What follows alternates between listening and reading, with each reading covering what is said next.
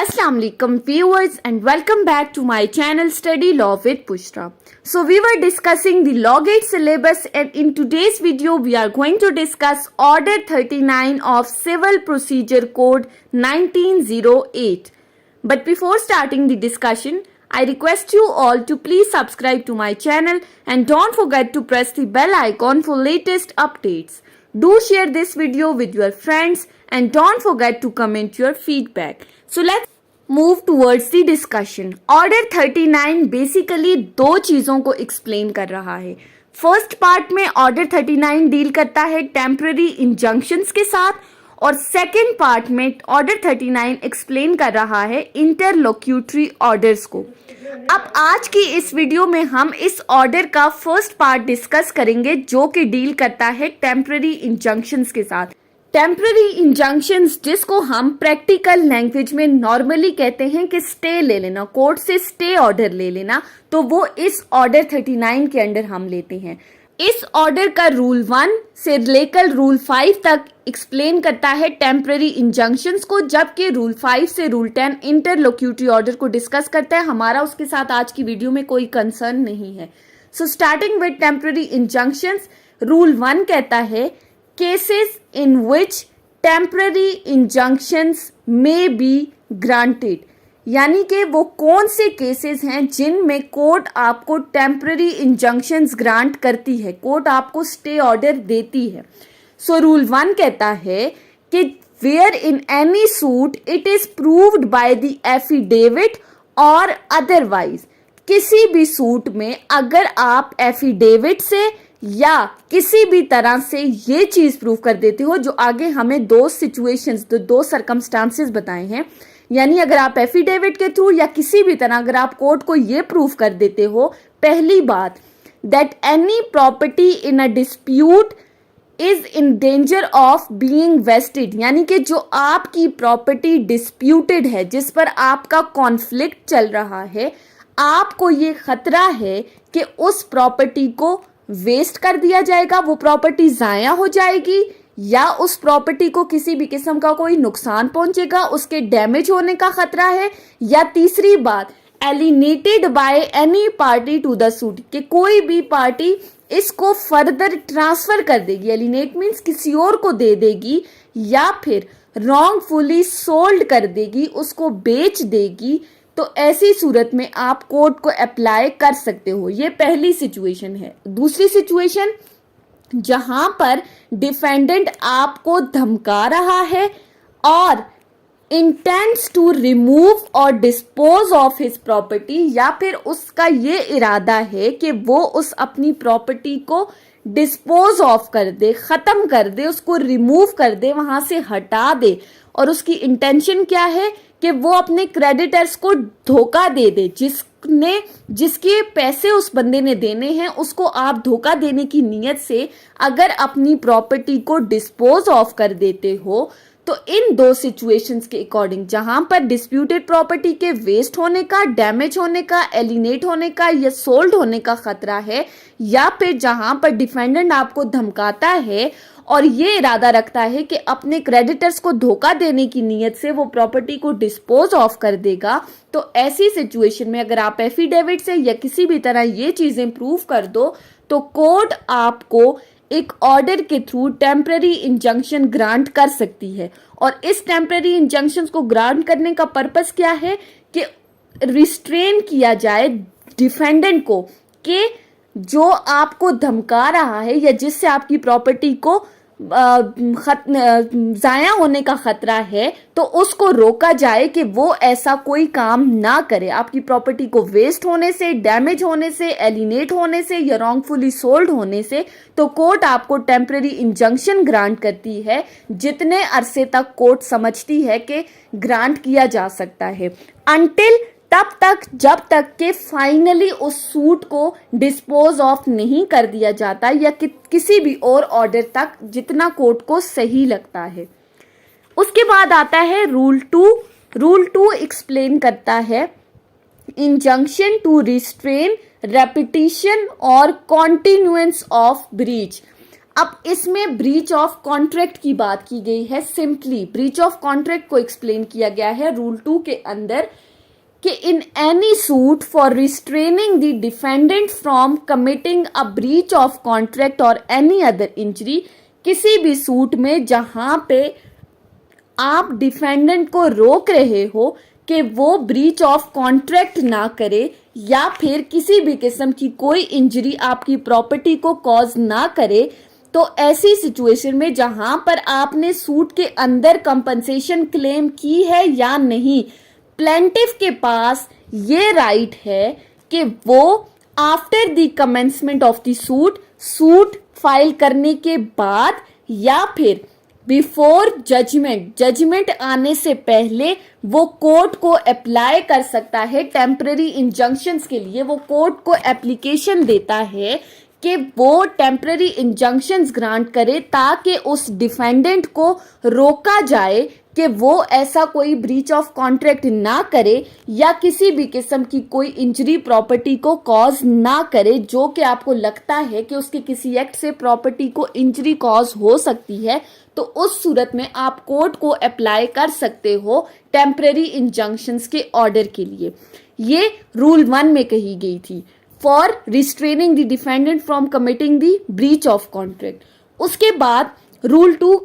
का सब रूल 2 कहता है the court may by order grant such injunctions on such term के कोर्ट एक ऑर्डर के थ्रू टेम्पररी इंजंक्शंस ग्रांट कर सकती है। अब ये कोर्ट ने डिसाइड करना है कि उसने कितने दौरानिए के लिए ये टेम्पररी इंजंक्शंस ग्रांट करनी है, या तो वो डिफेंडेंट से कोई सिक्योरिटी लेकर टेम्पररी इंजंक्शन ग्रांट कर सकती है या किसी भी तरह जिस तरह कोर्ट को सही लगता है। उसके बाद रूल 2 सब रूल 3 क्या कहता है, इन केस ऑफ डिसओबीडियंस और breach of any such term, यानी कोर्ट ने इंजंक्शन को ऑर्डर दे दिया और डिफेंडेंट उस ऑर्डर को नहीं मान रहा, वो डिसओबे कर रहा है कोर्ट के इस ऑर्डर को, टेम्पररी इंजंक्शंस के ऑर्डर को, तो कोर्ट उसकी इस डिसओबीडियंस की वजह से उसकी प्रॉपर्टी को अटैच कर सकती है या फिर ऑर्डर कर सकती है कि उस बंदे को इम्प्रिजनमेंट दी जाए, लेकिन वो इम्प्रिजनमेंट 6 महीने से ज्यादा की नहीं होगी। ये बात आपने याद रखनी है कि 6 महीने तक सिर्फ उस बंदे को डिटेन किया जा सकता है या फिर इसके दौरान अगर कोर्ट चाहे तो उसको रिलीज भी कर सकती है। फिर रूल 2 का सब रूल 4 कहता है कि जो अटैच की है आपने प्रॉपर्टी, कोर्ट ने जो अटैचमेंट ऑफ प्रॉपर्टी की है वो 1 साल से ज्यादा के अरसे तक नहीं कर सकती। यानी कि जो उसकी प्रॉपर्टी को अटैच किया है, आपके पास सिर्फ ये राइट है कि उस डिसओबीडियंस की वजह से आप उसकी प्रॉपर्टी को सिर्फ 1 साल तक अटैच कर सकते हो। अगर कोर्ट को लगता है कि डिसओबीडियंस जारी है, वो बंदा कोर्ट के अहकामात को नहीं मान रहा, तो ऐसी सूरत में कोर्ट उसकी उस अटैच प्रॉपर्टी को बेच देगी और इस प्रॉपर्टी को बेचने के बाद जितने भी पैसे आएंगे वो उन पैसों को का एज कंपनसेशन दूसरी पार्टी को अवॉर्ड कर सकती है या जिसको भी वो चाहे, ये कोर्ट पे डिपेंड करता है। सो ये रूल 2 था जो ब्रीच ऑफ कॉन्ट्रैक्ट से डील कर रहा था। उसके बाद आ जाते हैं रूल 2A पर, ये अमेंडमेंट के थ्रू ऐड किया गया था। इसमें क्या कहा गया है कि रूल 1 और रूल 2 के अंदर जो इंटरम इंजंक्शन पास की गई हैं कोर्ट की तरफ से डिफेंडेंट की एब्सेंस में, मीन्स टू से कि आप कोर्ट में आए, डिफेंडेंट नहीं था, डिफेंडेंट की एब्सेंस में आप कोर्ट से डिमांड कर रहे हो कि आपकी प्रॉपर्टी को वेस्ट होने का खतरा है, डैमेज होने का खतरा है, तो आपको इंजंक्शन ग्रांट की जाए। तो ऐसी जो इंजंक्शन ग्रांट करती है कोर्ट आपको, रूल 2 ये कहता है कि वो 15 डेज से ज्यादा की नहीं होगी। यानी कि जो शुरू में आपको इंटरम इंजंक्शन ग्रांट हुई है वो सिर्फ 15 दिन तक होगी, इससे ज्यादा नहीं। उसके आगे एक प्रोवाइजो दी गई है कि हाँ, जनरल रूल तो ये 15 डेज तक, लेकिन इसको एक्सटेंड किया जा सकता है अगर डिफेंडेंट कोर्ट के अंदर प्रेजेंट नहीं हुआ और आप ये चीज प्रूव कर देते हो कि जो डिले ऑफ डिफेंडेंट है to be present in the court वो प्लेंटिफ के पार्ट पर नहीं हुआ, यानी कि उसके सर्विस ऑफ द समन में डिले की वजह से डिफेंडेंट कोर्ट में नहीं आया। यानी आपने समन भेजा था डिफेंडेंट को वो समन मिला, उस समन मिलने के बावजूद वो कोर्ट में नहीं आया, यानी आपके पार्ट पर गलती नहीं, आपने समन भेज दिया था, उसको मिला है, उसके बावजूद अगर वो कोर्ट में नहीं आता तो फिर कोर्ट इस टाइम पीरियड को एक्सटेंड कर सकती है। उसके बाद रूल 2 भी कहता है कि जो इंजंक्शन रूल 1 और रूल 2 के अंडर दिया गया है, पार्टीज को सुनने के बाद या डिफेंडेंट को नोटिस देने के बाद कोर्ट का जो ये इंटरम इंजंक्शन है ये फर्दर एक्सटेंड होके आपको 6 महीने तक फाइनल डिस्पोजल ऑफ सूट पे दिया जा सकता है। यानी कि जब कोर्ट ने पार्टीज को सुन लिया, एविडेंसेस रिकॉर्ड कर लिए, डिफेंडेंट कोर्ट में आ गया, प्रॉपर प्रोसीडिंग्स हुई, तो जो इंजंक्शन का ऑर्डर होगा वो 6 महीने तक का होगा। आपको इंजंक्शन 6 महीने तक की ग्रांट की जा सकती है और कोर्ट इसकी रीजंस भी बताएगी अगर वो इस 6 महीने के ऑर्डर को फर्दर एक्सटेंड करती है तो। उसके बाद रूल 2B की प्रोवाइजो ये कहती है कि ये जो एक्सटेंशन का ऑर्डर होगा, जो कोर्ट बताएगी कि उसने एक्सटेंशन क्यों दिया है, वो इस एक्सटेंशन की एक रिपोर्ट हाई कोर्ट को सबमिट करेगी कि उसने किन वजूहात की बिना पर इस 6 मंथ के टेम्पररी इंजंक्शन को फर्दर एक्सटेंड किया है। उसके बाद आ जाते हैं रूल 3 के ऊपर। रूल 3 क्या कहता है? Before granting the injunction court direct the notice to the opposite party. इसमें सिंपली नोटिस की बात की गई है कि इंजंक्शन ग्रांट करने से पहले कोर्ट ये डायरेक्शंस देती है कि आपने दूसरी पार्टी को नोटिस भेजना है। अब इसका क्या कहता है रूल 3? क्या कहता है क्लॉज 1 के अंदर कि कोर्ट तमाम केसेस में टेम्पररी इंजंक्शन ग्रांट करने से पहले इस टेम्पररी इंजंक्शंस का नोटिस एक एप्लीकेशन के थ्रू प्रॉपर ऑपोजिट पार्टी को देगी। यानी कि ऑपोजिट पार्टी को इस इंजंक्शन का नोटिस भेजना जरूरी है, ये जनरल रूल है। लेकिन अगर कहीं लगता है कि नोटिस भेजने से डिले हो जाएगा और जिस चीज के लिए आप इंजंक्शन ले रहे थे वो हो जाएगी, तो फिर नोटिस देने की जरूरत नहीं है। लेकिन आगे एक एक्सेप्शन, एक प्रोवाइजो बताई गई है, उसमें ये कहा गया है कि किन किन सिचुएशन में नोटिस देना मस्ट है। पहली बात, in case of sale of the goods for default in payment at a stipulated time,